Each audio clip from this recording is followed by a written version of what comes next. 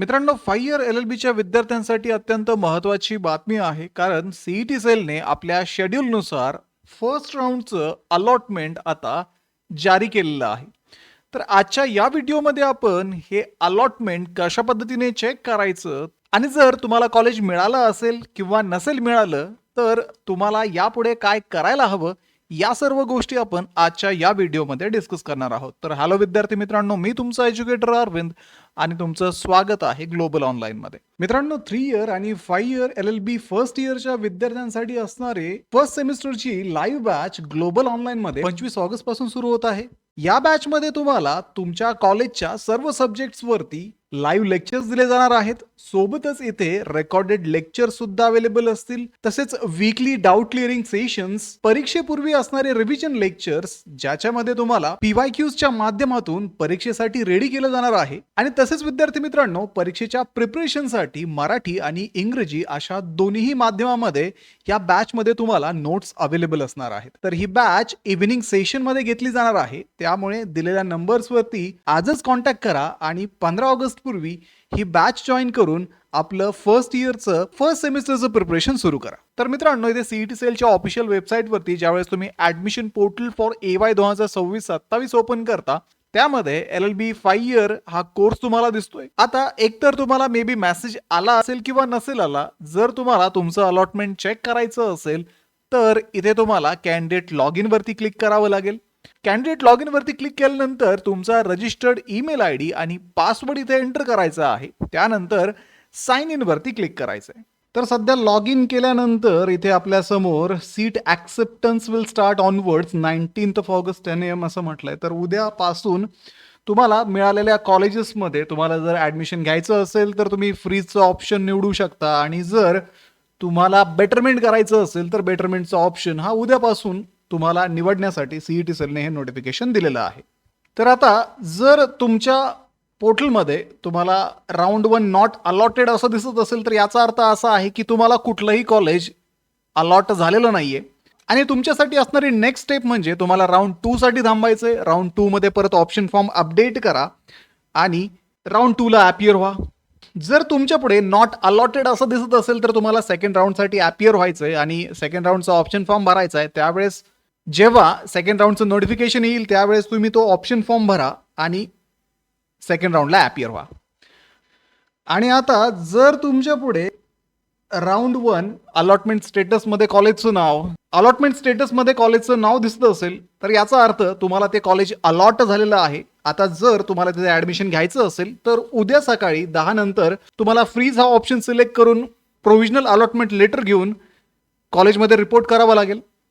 आणि जर तुम्हाला बेटरमेंट करायचं असेल तर त्या पद्धतीने तुम्हाला बेटरमेंट हा ऑप्शन चूज करून पुढे सेकंड राऊंडला ॲपियर व्हावं लागेल. आता इथे ऍडमिशनसाठी CET सेलने 19 ते 21 या दिवसामध्ये तुम्हाला ऍडमिशन घेण्यासाठी सांगितलेलं आहे.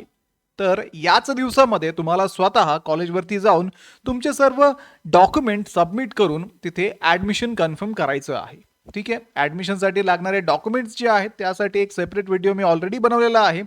त्याची लिंक मी तुम्हाला डिस्क्रिप्शनमध्ये देत आहे. आता जर तुम्हाला एखादं कॉलेज मिळालं आहे पण सेकंड राऊंडसाठी तुम्हाला वेट करायचं आहे आणि जर या कॉलेजचं बेटरमेंट करायचं असेल तरीही तुम्हाला 1000 रुपये फीज पे करून त्या कॉलेजचं बेटरमेंट करून ठेवावं लागेल, जेणेकरून सेकंड राऊंडसाठी तुम्हाला ॲपियर होता येईल. आता विद्यार्थी मित्रांनो, CET सेलने सेकंड राऊंडचं अजून कुठल्याही प्रकारचं शेड्यूल रिलीज केलेलं नाहीये. त्यामुळे सेकंड राऊंड कधी असेल याविषयी तरी आपण आत्ता अंदाज लावू शकत नाही. ज्यावेळेस CET सेलकडनं ते शेड्यूल पब्लिश होईल त्याच वेळेस ते सेकंड राऊंड सुरू होतील. आता सेकंड राऊंडमध्ये मे बी तुम्हाला ऑप्शन फॉर्म एडिट करण्याचा चान्स आहे. त्यानंतर आता जर तुम्ही हे बेटरमेंट करून ठेवलं तर त्याच्यामध्ये तुम्ही नवीन कॉलेजेस सेकंड राऊंडला ऍड करून परत ट्राय करू शकता की तुम्हाला दुसरं एखादं चांगलं कॉलेज भेटू शकतं का. आणि जर विद्यार्थी मित्रांनो तुम्हाला कुठल्याही प्रकारचं अलॉटमेंट राऊंड 1 मध्ये मिळालं नसेल तर सेकंड राऊंडसाठी नक्कीच तुम्हाला तुमच्या ऑप्शन फॉर्ममध्ये अजून ॲडिशनल कॉलेजेस ॲड करावे लागतील.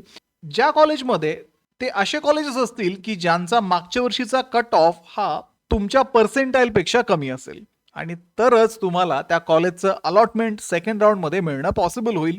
कारण फर्स्ट राऊंडमध्ये मोस्ट ऑफ द सीट्स हे फिल होऊन जातात आणि सेकंड राऊंडमध्ये कमी सीट्स शिल्लक राहिल्यामुळे कॉम्पिटिशन खूप जास्त असते आणि कॉलेजचं अलॉटमेंट मिळण्यासाठी अडचणी येऊ शकतात. आता जे विद्यार्थी फर्स्ट राऊंडमध्ये बेटरमेंट करून ठेवत आहेत अशा विद्यार्थ्यांना सेकंड राऊंडमध्ये बेटर कॉलेज मिळण्याचे चान्सेस सुद्धा कमी असतात. आणि जर तुम्हाला सेकंड राऊंडमध्ये बेटर कॉलेज मिळालं नाही, मे बी आपण थर्ड राऊंडमध्ये सुद्धा हे कॉलेज सिक्युअर ठेवून एंटर करू शकतो. कारण सीईटी सेलने त्याविषयी ऑलरेडी जे नोटिफिकेशन जारी केलं होतं, ज्यामध्ये सेकंड राऊंडचं बेटरमेंट तुम्ही थर्ड राऊंडसाठी कॅरी करू शकता असं मेन्शन केलं होतं. म्हणून जर तुम्हाला आत्ता बेटरमेंट करायचं असेल आणि ते थर्ड राऊंडपर्यंत कंटिन्यू करायचं असेल तर तेही तुम्ही करू शकता. तर आता 21 तारखेपर्यंत हे सगळे ऍडमिशन्स कंप्लीट होतील. 22 तारखेला सीईटी सेल ज्या विद्यार्थ्यांनी ऍडमिशन्स घेतलेले आहेत अशा विद्यार्थ्यांची लिस्ट कॉलेज वाईज आपल्या पोर्टलवरती अपलोड करील आणि त्यानंतर त्या कॉलेजमध्ये शिल्लक असणाऱ्या कॅटेगरी वाईज वॅकन्सीज सुद्धा सीईटी सेल पब्लिश करेल. तर त्या वॅकन्सीजनुसार कॅप राऊंड 2 चा जो ऑप्शन फॉर्म आहे तो आपल्याला ठरवावा लागेल आणि त्यासाठीच ग्लोबल ऑनलाईनची ऍडमिशन काउन्सिलिंग सुरू आहे.